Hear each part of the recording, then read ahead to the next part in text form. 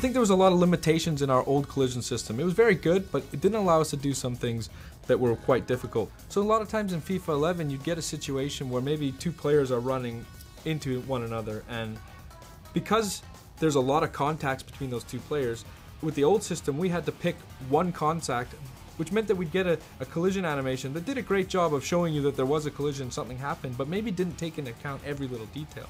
With this year's engine, what you see is when those two players come together, we're resolving for every single collision that happens, and we're really able to preserve the momentum a lot better in the interactions between players.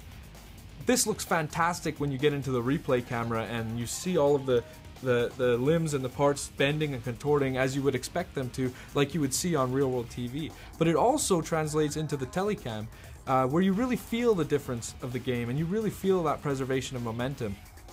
Another benefit that we get is we resolve a lot of our clipping issues in the game this year. In last year's system, we didn't actually account for arm collisions at all, and you couldn't really tell in the telecam, but if you went into replay, you would notice that arms could sometimes clip through a shoulder or clip through a back of your opponents. Well, this year we're resolving every single collision on every single limb of the players when they interact, and the results are quite astounding.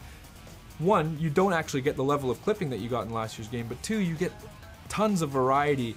You don't get these robotic animations in jostling and shielding. You get more of a tussle between the players and a fight for possession that feels more realistic, feels like things that you might see on TV. To illustrate the point about the variety we get, I want to talk about contextual dribble turns. And what this is using the left stick, you could beat a player last year by maybe taking just a 45-degree dribble turn. But sometimes when you would do that, maybe you'd knock the ball by him and that player would stick out a leg trying to tackle you or really be in the way of where you're trying to go after the ball has passed him. So when you add this year's engine on top of the contextual dribble turns, what you get is realistic behaviors, realistic things that you would see on television happening in the game.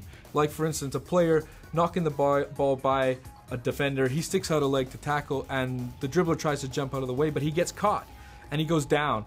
But the way he's trying to jump out of the tackle and the way that his legs bend because he's been caught, it creates another level of variety that we just wouldn't have had in the game last year.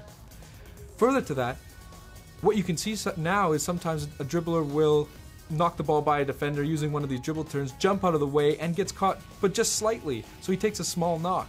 And what you get is a little bit more of resilience from the player to take those small knocks and able to continue on and go after the ball.